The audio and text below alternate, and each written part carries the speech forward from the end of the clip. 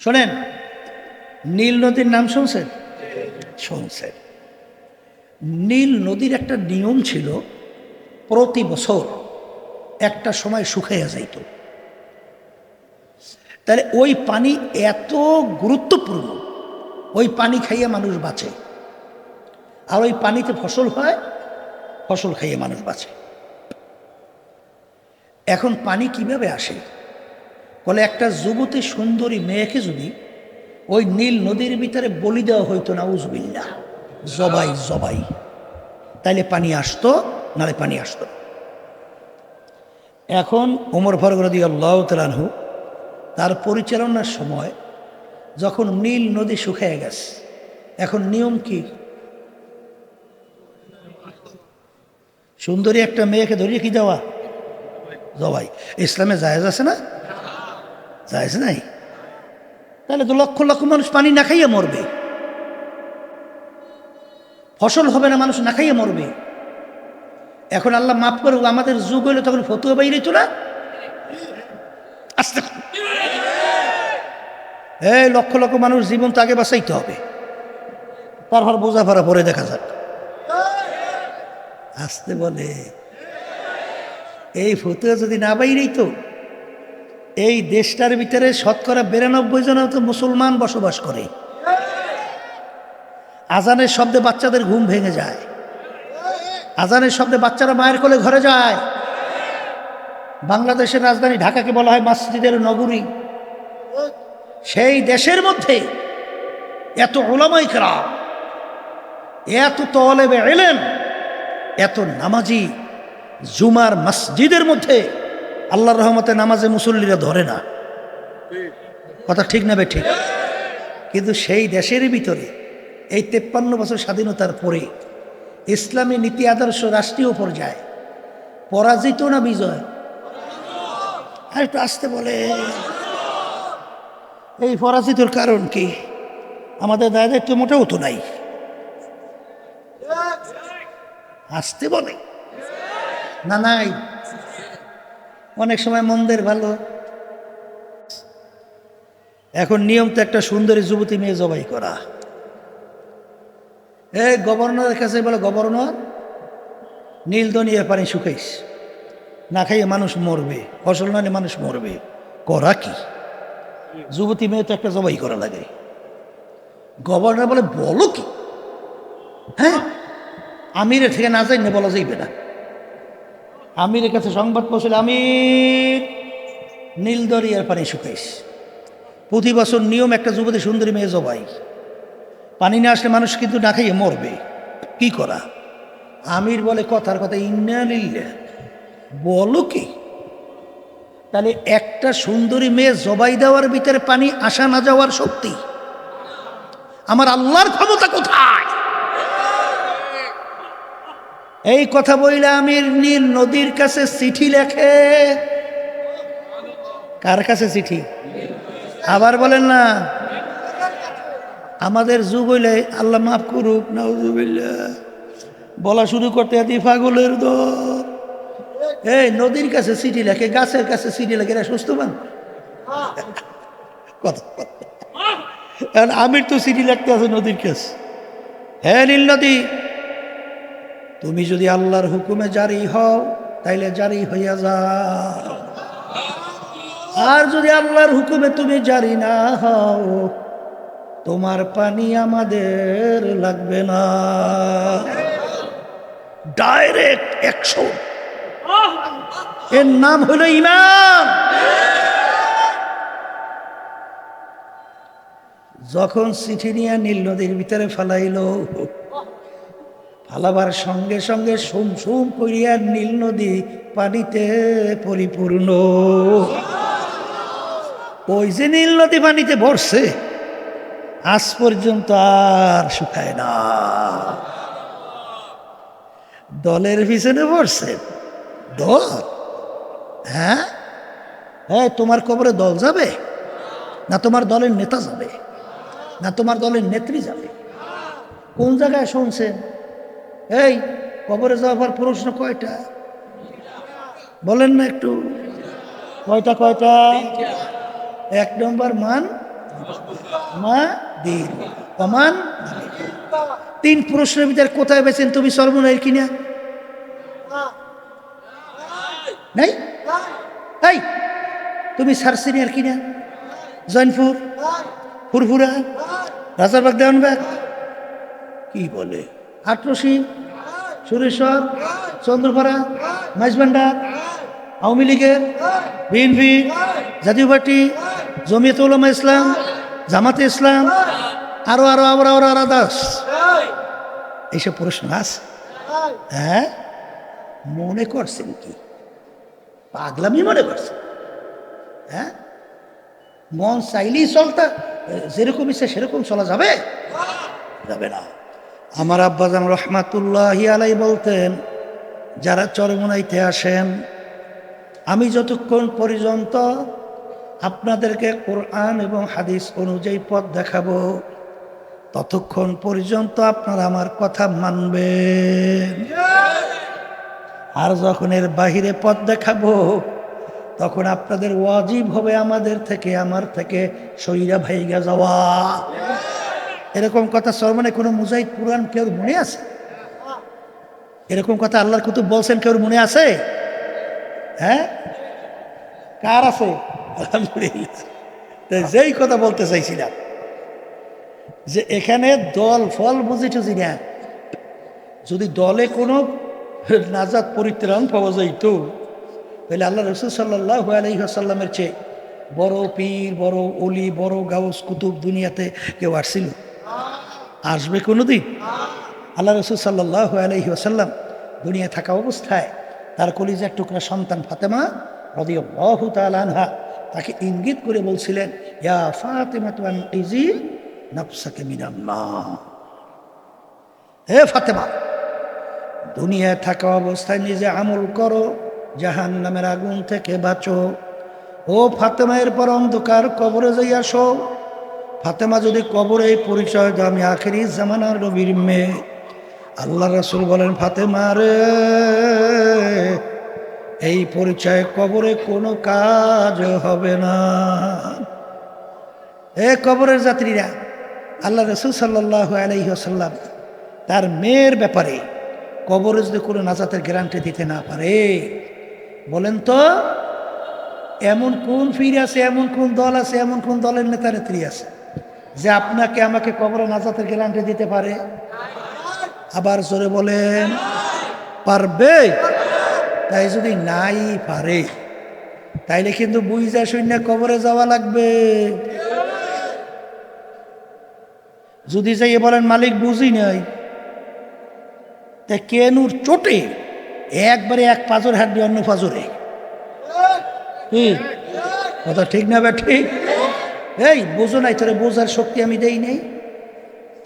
বাজারে যখন বাজার করতে যান, চাউল কেনার সময় চাউলে ঘেরান নেয়,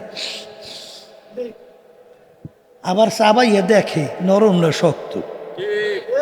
তৈল কেনার সময় হাতের ভিতরে 1 নম্বর না 2 নম্বর? দুনিয়ার বাজার ঘাট সব বুঝলা, কিন্তু এখন বলো হুজুর বুঝ মালি বুঝি রে, বুঝছে সব। কিন্তু ঘটনা কি হইল? হুব্বুদ দুনিয়া রাসু কুল্লি খতিয়াতিন। আল্লাহ রাসূল সাল্লাল্লাহু আলাইহি ওয়াসাল্লাম বলেন, সমস্ত গুনার মূলই হলো এই দুনিয়ার মোহ, দুনিয়ার মায়া, সম্মানের জন্যে, সম্পদের জন্যে, 2-1টা এমপি সিটের জন্যে।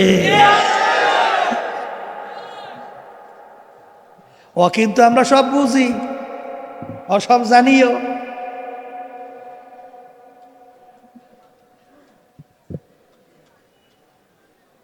হাদিসের ভিতরে আর আল্লাহ রাসূল সাল্লাল্লাহু আলাইহি ওয়াসাল্লাম বলেন, শের যুগের ভিতরে ইমানদারদের ইমান রাখা এত কষ্ট হবে, জ্বলন্ত একটা আগুনের আংটা হাতের মুঠার ভিতরে রাখতে যত কষ্ট, তার চেয়েও কষ্ট। জ্বলন্ত একটা আগুনের আংটা হাতের মুঠায় রাইখে দেখছে? হ্যাঁ, কত ভয়াবহ কষ্ট। আমি তো বলি নাই, সহিহ হাদিস, আল্লাহ রাসূল সাল্লাল্লাহু আলাইহি ওয়াসাল্লাম বলছেন, এর চেয়েও কষ্ট হবে ইমানদারদের ইমানের উপরে মজবুত থাকা। কিয়ামত পর্যন্ত একটা শ্রেণীর একটা দল থাকবে, তাদেরকে যত দুনিয়ার লোভ, যত মোহ, যত সম্মান, যাহা কিছু তাদের উপরে ফালানো পায়ের উপরে দেখ না কেন, আল্লাহর ফজল ও করমে তাদের ঈমান টলবে না, কিন্তু পরিমাণটা হবে ছোট। পরিমাণ কি? অল্প অল্প। এই বাদশাহ আকবরের সময় দ্বীনে ইলাহি প্রতিষ্ঠিত করেছিল বাদশাহ আকবর। কথা বলে না। দ্বীনে ইলাহি বোঝেন তো? হিন্দু, খ্রিস্টান, ইহুদি, বৌদ্ধ, মুসলমান, ভিন্ন ভিন্ন কোনো ধর্ম থাকবে না, সব একটা কইয়া নাম হইবে দ্বীনে ইলাহি। কথা বুঝছে? এইটা করার পরে তখনও তো ওই যুগে বাদশাহ আকবরের পক্ষে ফতুয়া দেওয়ার মতো বাইরে না আবুল ফজল ফয়জি। কথা কয় না? আবুল ফজল ফয়জি কে জানেন? ওই জমানার ভিতরে সবচেয়ে জানুন্য বড় পণ্ডিত, বড় জানুন্য আলেম। বিনা নোক্তার হরফ দিয়ে কোরআনুল কারীম, যেগুলো নোক্তাওয়ালা হরফ ব্যবহার করে নাই, 30 পারা কোরআনুল কারীম তাফসীর রাখছে। এত বড় জানুন্য পণ্ডিত, কিন্তু হুব্বুদ দুনিয়া বাসুল লিফাতিয়াতি, এই দুনিয়া এবং দুনিয়ার মোহে সম্মানের কারণে বাদশাহ আকবরের দ্বীনে ইলাহির পক্ষে ফতোয়া দিয়েছিল। নাউজুবিল্লাহ বলে। আর ওই সময় মুজাদ্দেদ আল ফেসানি রহমতুল্লাহি আলাইহি তিনি হকের পক্ষে আওয়াজ তুলছেন। দ্বীনে ইলাহির পক্ষে বাদশাহ আকবর মিটিং ডাকছে। বাদশার মিটিং বুঝেন না, বিশাল ব্যাপার স্যাপার। আর মুজাদ্দেদ আল ফেসানি রহমতুল্লাহি আলাইহি তিনি হকের পক্ষে পাশেই একটা মিটিং ডাকছে। তার মিটিং তো ছোট্ট। আল্লাহর কি কুদরত! যা আল হক ওয়াজহাকাল বাতিল ইন্নাল বাতিল কানা যাহুকা। হক আর সে বাতিল দূরীভূত হচ্ছে। লাইট জ্বলছে, অন্ধকার ভাগছে। তাই ঠিক আল্লাহর কুদরত এমন প্রলয়ের মতো ঝড় আসলো, ওই ঝড়ে বাদশাহ আকবরের মিটিং সব ভাঙ্গিয়া চুইয়া উড়াইয়া মুড়াইয়া তস নস। আর ওই সময় মুজাদ্দেদ আল ফেসানি রহমতুল্লাহি আলাইহি তার বৈঠক, তার মজলিস আল্লাহ রাব্বুল আলামিন অক্ষত অবস্থায় রাখছে। তাহলে কিয়ামত পর্যন্ত দল ছোট হইল, হকের পক্ষে আওয়াজ তুলেন একটা থাকবে আল্লাহর রহমতে। কথা ঠিক না? ঠিক। এই জন্য আমার বাজানদেরকে বলবো, পর্দা আলে মাহবুবরা যারা শুনতেছে শোনেন, এই আল্লাহর বান্দারা, এই আলেমের পরিচয় কি? আলেম কাকে বলে? বড় শাইখুল হাদিস, বড় মুফতি, বড় মুহাদ্দিস, বড় আদিব, বড় এই অনেক কিছু অনেক কিছু। এটা আলেমের পরিচয়? হ্যাঁ, আলেমের পরিচয় কি? আল্লাহ রাব্বুল আলামিন কুরআনুল কারীমের ভিতরে বলছেন, ইন্নামা ইয়াখশাল্লাহা মিন ইবাদিহিল উলামা। আলেম বলা হয় তাকে যার ভিতরে আমার ভয় পয়দা হবে। যেই আলেমের ভিতরে আল্লাহর ভয় পয়দা হয়েছে সে হইল প্রকৃত আলেম। আর সে অনেক কিছু জানে। বিসমিল্লাহির রহমানির রহিমের তারকিব 700 পর্যন্ত করে। ইন্নামাল আমালু বিন্নিয়াত, এই হাদিসে তাকরীর প্রায় 3 মাস ব্যাপী করে, কিন্তু ওর ভিতরে আল্লাহর ভয় নাই। ও প্রকৃত আলেম না, ও জানছে ওর সে বড় জানুন্য পণ্ডিত হলো শয়তান। আসমানি কিতাবের সংখ্যা 104। কত? 104 কিতাবের ইলম আল্লাহ রাব্বুল আলামিন ইবলিসকে দান করছে। কথা বলে না? এখন বলা লাগে না মুফতি, মুহাদ্দিস, মুফাসসির, আদিব, মাওলানা, ইবলিস? বলা যায়? বলা যাবে? কেন যাবে না? আল ইলমু বিলা আমালেন কা জামালেন বিলা রূহেন, আল ইলমু বিলা আমালেন কা বাইতিন বিলা সাতেন, আল ইলমু বিলা আমালেন কা শাজারিন বিলা সামারেন, আও কামা ক্বালা আলাইহিস সালাতু ওয়াস সালাম। আল্লাহ রাসূল সাল্লাল্লাহু আলাইহি ওয়াসাল্লাম বলেন, ইলম অনুযায়ী যার ভিতরে আমল থাকবে না, সে আসলে উট আছে, উটের রুহু নাই, ওই উটের মূল্য আছে? ঘর আছে, ঘরের ছাদ নাই, মূল্য আছে? গাছ আছে, লাগাইছেন ফল খাওয়ার জন্য, ফল নাই, ওটার কোনো মূল্য আছে? তাহলে আলেম হয়ে যার ভিতরে আমল থাকবে না, ও কিন্তু প্রকৃত আলেম না, ও হইল জানছে পাণ্ডিত। তোমার সে বড় বড় জানুন না পাণ্ডিত, ইবলিশ শয়তান। কি ভুল বলছি রে, ঠিক বলছি? নরসিংদী একটা জেলা না? সেখানে 5 দোনা একটা থানা। সেখানে রাস্তার ভিতরে একটা সাইনবোর্ড লাগানো আছে, ভাই গিরিশ চন্দ্র সেনের বাড়ি। রাস্তার দেখছেন না? এই ভাই গিরিশ চন্দ্র সেন কে? হিন্দু না? আচ্ছা, ও নাকি কোরআনের উপরে 30 পারার অর্থ লেখছে। আচ্ছা বলেন তো, কোরআনুল কারীমে 30 পারা অর্থ লিখতে হইলে তার কত জানা লাগবে? তাইলে এখন কি বলবেন মাওলানা গিরিশ চন্দ্র সেন? বলা যায়? বলা যাবে? তাই যদি না যায়, আলেম কাকে বলে? পরিচয় কি বলেন? যার ভিতরে আল্লাহর ভয় ফয়দা হইছে, সে হইল প্রকৃত আলেম। কথা ঠিক না? ঠিক। এই আমি আপনাদের সামনে প্রথম আয়াত শরীফ তেলাওয়াত করছিলাম। আয়াতের ভিতরে আল্লাহ রাব্বুল আলামিন কি বলছেন? ইয়া আইয়ুহাল্লাযীনা আমানু, হে ঈমানদারেরা। ঈমানদার কাকে বলে? ঈমান একটা আরবি শব্দ, বাংলা অর্থ হলো বিশ্বাস। বিশ্বাস আবার 3 জিনিসের সমন্বয়। কয় জিনিস? বলেন। একটা বাদ দিলে কিন্তু ঈমান থাকবে না। বলেন, মুখে স্বীকার করা আল্লাহ একজন, অন্তরে বিশ্বাস করা আল্লাহ একজন, কাজে প্রমাণ করে দেখানো আল্লাহ একজন। এই 3টা যখন এক হবে, তাকে বলা হবে ঈমানদার। এই খায়রিহি ওয়া শাররিহি মিনাল্লাহি তাআলা ওয়াল বা'সি বা'দাল মাউত। ভালো মন্দের মালিককে? জোরে মুখ খুলে বলেন আল্লাহ। রেজেক দেওয়ার মালিক? বাসুই না মারুই না মালিক? আইন দেওয়ার মালিক? বুঝা কইছেন না বুঝা? আইন দেওয়ার মালিক কে? বর্তমানে যে বাংলাদেশে প্রচলিত গণতন্ত্র, যেই গণতন্ত্র লালন করে বর্তমানে বিএনপি, আওয়ামী লীগ, জাতীয় পার্টি, এরা কি বলে জানেন? আব্রাহাম লিঙ্কন, প্রাক্তন প্রেসিডেন্ট আমেরিকা, তিনি এই প্রচলিত গণতন্ত্রের থিওরি দিছিল, government of the people, by the people, for the people. বলেন নাউজুবিল্লাহ। তিনি বলতে চায় সমস্ত ক্ষমতার মালিক জনগণ। নাউজুবিল্লাহ বলেন। আর আমরা যারা ঈমান আছি, আমরা কি বলছি? সমস্ত ক্ষমতার মালিক by the Allah, for the Allah, of the Allah. কিন্তু বর্তমানে এই যে বিএনপি সহ এই দুনিয়ামুখী দলগুলো, তারা বলতে চায় সমস্ত ক্ষমতার মালিক জনগণ।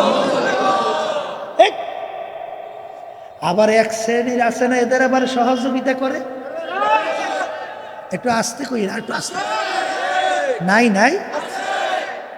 وتعاونوا على البر والتقوى ولا تعاونوا على الإثم والعدوان। আমার মালিক বলেন, তোমরা ভালো কাজের সহযোগিতায় থাকো, খারাপ কাজের বিরোধিতায় করো, বিরোধিতা থাকো। আচ্ছা, সমস্ত ক্ষমতার মালিক জনগণ, এইটা খুব ভালো কাজ না? এইটার যারা সহযোগিতা করে, আল্লাহর হুকুম মানছে না? মানছে না? আল্লাহর বিরুদ্ধাচারণ করছে। এই জন্য আমার বাজানদেরকে বলবো, পর্দা আলে মা বোনদেরকে বলবো, দুনিয়ার ভিতরে আল্লাহ রাব্বুল আলামিন আপনাকে আমাকে পাঠাইছেন, স্বাধীনতা দান করছেন। আমহিলহুম রুয়াইদা। কি দান করছে? স্বাধীনতা। কেন স্বাধীনতা দান করছেন? পরীক্ষা নেওয়ার জন্যে। লিয়াবলুয়াকুম আইয়ুকুম আহসানু আমালা। পরীক্ষার হলে ছাত্রছাত্রী পরীক্ষা দেয়, 3 ঘন্টার জন্য স্বাধীনতা আছে না নাই? প্রশ্ন দেয়, লেখার জন্য পত্র, যা মনে করে তা লাগবে। তাকে বাধা দেওয়ার আইন আছে? হ্যাঁ, যদি বাধা দেয় পরীক্ষার হল থাকে? তাহলে দুনিয়া আল্লাহ আমাদের পাঠাইছেন, স্বাধীনতা দান করছেন কেন? বলেন, পরীক্ষার হলে পরীক্ষা নেওয়ার জন্যে। বলেন, এখানে আপনারা বুঝেন না পরীক্ষার হলে কি আপনি পরীক্ষা আল্লাহ কিছু বলবে না? বলবে? আল্লাহ রসুল সাল্লাল্লাহু আলাইহি ওয়াসাল্লামকে এই ওহুদের ময়দানে কাফেরের আক্রমণ করতে করতে আল্লাহ হাবিবের মাথা মোবারকের মধ্যে হেলমেট ভাঙে ঢুকে পড়ছিল না? শরীর মোবারক থেকে রক্ত মোবারক বের হইয়া জুতো মোবারক আটকে পড়ছিল না? তায়েফের ময়দান আল্লাহর হাবিবের কিভাবে পাথর মাইরা রক্তে জর্জরিত করে নাই? কিন্তু আল্লাহ রাব্বুল আলামিন কিছু বলছে? আসতে বলেন, বলছে? কেন বলে নাই? পরীক্ষার হলে স্বাধীনতার কারণে কিছু বলে নাই। আজকে যেরকম ইচ্ছা তুমি সেরকম চলবা, আমার মালিক কিন্তু কিছু বলবেন না, তাহলে পরীক্ষার হল থাকবে না। কিন্তু আমার বাজানদেরকে বলবো, আমার মালিক ইমানদারদেরকে বলেন, ইমানদার কারা? বাজান যারা নাকি তিন অবস্থায় একমাত্র সমস্ত কিছুর মালিক মনে করবে আল্লাহ। জোরে বলেন, কথা ঠিক না বেঠিক? এই জন্য আমার বাজানদেরকে বলবো, পর্দা আলে মা বোনদেরকে বলবো, আমার মালিক বলেন ইমানদারেরা আমাকে তোমরা ভয় করো, ভয় করার মতো। ইমানদারদেরকে বলছেন এখন তোমরা আমাকে ভয় করো, ভয় করার মতো। আয়াত নাজেল হওয়ার পরে সাহাবায়ে কেরাম পেরেশান হয়ে গেল যে আল্লাহকে যেইভাবে ভয় করা দরকার ওইভাবে ভয় করার শক্তি তো আমাদের নাই। তখন আয়াত নাজেল হয় যে তোমাদের সাধ্য শক্তি অনুযায়ী তোমরা আমাকে ভয় করো। কথা ঠিক কিনা? আর আল্লাহর ভয় যার ভিতরে পয়দা হবে, হাদিসের মধ্যে আসছে তার আমল নামা থেকে গুনাহগুলো এইভাবে ঝইরা পড়বে যেরকম নাকি গাছের পাতা শুকিয়ে গেলে গাছ ধরিয়া ঝাঁকা দিলে যেরকম পাতাগুলো ঝরঝর করে পড়ে যায়, এরকম বান্দাবান্দি যার ভিতরে আল্লাহর ভয় পয়দা হবে তার আমল নামা থেকে এরকম গুনাহগুলো ঝইরা পড়ে যাবে। আত-তাকওয়া মিলাকুল হাসানাত, সমস্ত নেকির মূলই হলো আল্লাহর ভয় ভিতরে পয়দা হওয়া। কে বলছেন? আল্লাহর রাসূল। জোরে বলেন, কথা ঠিক কিনা? এরপরে আমার মালিক বলেন ওয়ালা তামুতুন্না ইল্লা ওয়া আনতুম মুসলিমুন, খবরদার তোমরা মুসলমান না হইয়া কেউ মরিও না। এখানে কিন্তু আমার মালিক সতর্কবাণী হিসেবে বলছেন মুসলমান না হইয়া কেউ মরিও না। এখন তো আমরা অনেকেই মনে মনে খুশি, হুজুর আমরা তো মুসলমান, মুসলমানের ঘরে জন্মগ্রহণ করছি, কিন্তু বাজানরা মুসলমানের ঘরে জন্মগ্রহণ করলেই মুসলমান হওয়া যায় না। মুসলমান একটা আরবি শব্দ, ইংরেজিতে বলে সারেন্ডার, বাংলা অর্থ আত্মসমর্পণ। বাজান যেরকম নাকি কবি বুঝাতে যাইয়া বলছেন মুসলমানি বুয়াদ করদান নেহাদান এনানে খোদ বাদাস্তে খাজাদাদান। ঘোড়ার মুখে যখন লাগাম লাগাইয়া সওয়ারি হাতে লাগাম ছেড়ে দেয়, তখন ঘোড়ার নিজের ব্যক্তিগত শক্তি বুদ্ধি চালাকি কিন্তু আর চলে না। সওয়ারি ঘোড়াকে যেভাবে চালায় ওইভাবে চলার নামই হইল লাগাম লাগানো। বাজান আমরা যারা মুসলমান দাবি করছি আমরা সবাই কিন্তু কালিমার লাগাম মুখে লাগাইছি। জোরে বলেন, কথা ঠিক না বেঠিক? আমরা কি কালিমা পড়ছি? লা ইলাহা ইল্লাল্লাহু মুহাম্মাদুর রাসূলুল্লাহ লা মাখলুকা ইল্লাল্লাহ লা মাহবুবা ইল্লাল্লাহ লা মাতলুবা ইল্লাল্লাহ লা ইলাহা ইল্লাল্লাহু মুহাম্মাদুর রাসূলুল্লাহ। हर तमन्ना दिल से रुखसत हो गई, हर तमन्ना दिल से रुखसत हो गई, अब तो आजा अब तो खिलवत आ गई। हे কবরের যাত্রীরা, কলবের মধ্যে আমার মালিকের মোহাব্বত ছাড়া, দিনের মোহাব্বত ছাড়া অন্য কোনো দুনিয়ার মোহাব্বত বসানো যাবে না। জোরে বলো কথা ঠিক না বেঠিক? এই জন্য আমার বাজানদেরকে বলবো, মুসলমান না হইয়া মরার জন্য আমার মালিক বলছেন।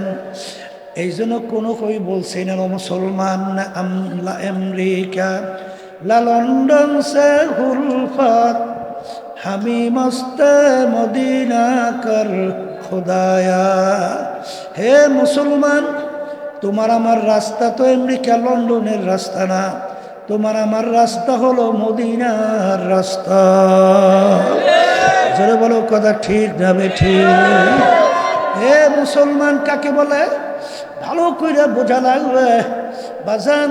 আল্লাহ মোল্লার রসুলের হাতে তোমার আমার জ্ঞানের রশি, তোমার আমার বুদ্ধির রশি, তোমার আমার সব কিছু তার হাতে সোপর্দ করার নামই হইল মুসলমান।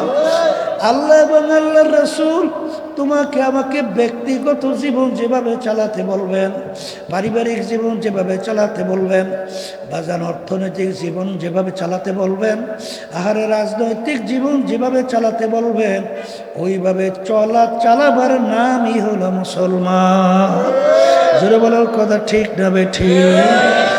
এ আল্লাহর বান্দারা, ব্যক্তিগত জীবন অনেকে কিন্তু আমরা প্রায় বাজান বিজাতিদের কালচারে অভ্যস্ত। পোশাকাদির ব্যাপারে অনেকে ইহুদি নাসারা খ্রিস্টানদের পোশাকে অনেকে কিন্তু অভ্যস্ত। জোরে বলেন কথা ঠিক কিনা? কিন্তু বাজান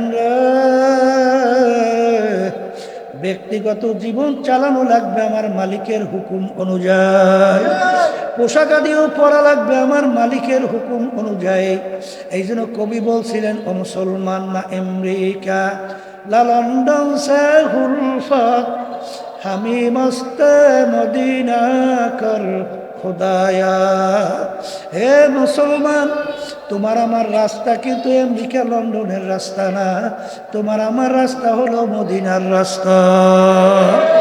এই জন্য আমার বাজানদেরকে বলবো, পর্দালে মা বোনদেরকে বলবো, বাজান আরে ওলামায়ে কেরাম হলো হক্কানি খাঁটি নায়েবে রাসূল, তাদের কাছে যাওয়া লাগবে, যাইয়া বলতে হবে, হযরত আমি যে নিজের ব্যক্তিগত জীবন আমি এইভাবে চালাই, আমার চলা পড়া কি ঠিক আছে কিনা? তখন হুজুর বলবেন, বাজান না, এটা বাদ দিয়ে এইভাবে তোমার চলতে হবে। পারিবারিক জীবন সম্পর্কে প্রশ্ন করা লাগবে, হুজুর আমার পারিবারিক জীবন আমি কিভাবে চালাবো? তখন বলবে এইভাবে চালাও।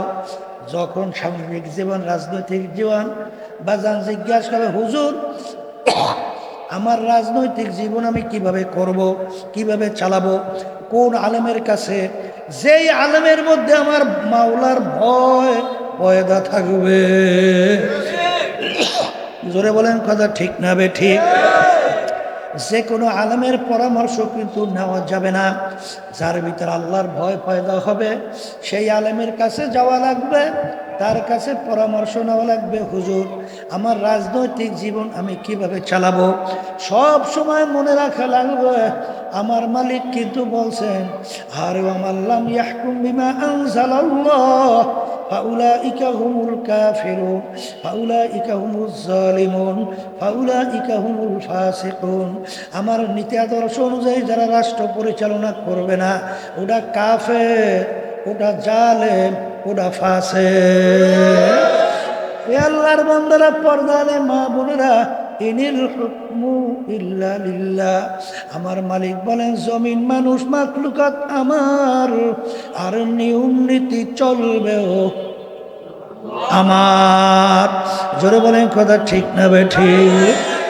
এই জন্য আমার বাজানদেরকে বলবো, পর্দালে মা বোনদেরকে বলবো, রাজনৈতিক জীবনে নিজের ইচ্ছা অনুযায়ী চালানো যাবে না। বাজার আন্তর্জাতিক জীবন নিজের ইচ্ছা অনুযায়ী চালানো যাবে না। আল্লাহ এবং আল্লাহর রসুল যেভাবে চলতে বলছেন, ব্যক্তিগত জীবন থেকে শুরু করে আন্তর্জাতিক জীবন পর্যন্ত, সুরাতে সিরাতে পোশাক আদিতে কামাইতে খরচে যদি তুমি চলতে পারো, চালাতে পারো, তার নামই হবে মুসলমান। আর আর তোমার আল্লাহর এবং আল্লাহর নীতির আদর্শ রাষ্ট্রীয় পর্যায়ে তোমার ভালো লাগে নাই, তোমার কাছে ভালো লাগছে মানব রচিত কুফুরি তন্ত্রমন্ত্র, তুমি কিন্তু মুসলমান হইতে পারো না। অজানা এই অবস্থায় যদি কেউ কবরে যাও, আমার মালিক বলবেন ওরে নেমুক হারাম, তোকে আমি মুসলমান না হইয়া মরার জন্য বলছিলাম, কবরে না আসতে বলছিলাম, তুই মুসলমান না হইয়া কেন আসছো? যত সুতা তালাশ করবা সুতায় কোনো কাজ হবে না। আমার মালিক বলবেন আখারে ওর কবরকে জাহান্নামের সঙ্গে সুরাগ করে দাও। আল্লাহ আপনি আমাকে আমাদের সবাইকে মাফ করে দিবেন। আল্লাহর হাবিব বলে আল কবরু রাউযাতুম মিন রিয়াজিল জান্নাহ আও হুফরাতুম মিন হুফারিন নার। এ আমার উম্মতের এই যে কবর দেখো, এই কবর কিন্তু আসল কবর না। কোন আল্লাহর বান্দা বান্দির কবর বেহেশতের বাগান হয়ে যাবে। আল্লাহ আপনি আমার জন্য আমাদের সবার জন্য কবুল করে নিয়েন। আল্লাহ রাব্বি বলেন ও আমার উম্মতেরা, কোন নাফরমানের কবরের ভিতরে জাহান্নামের আগুন এসে ভইরা যাবে। আল্লাহ আপনি আমাকে আমাদের সবাইকে মাফ কইরা দিয়েন।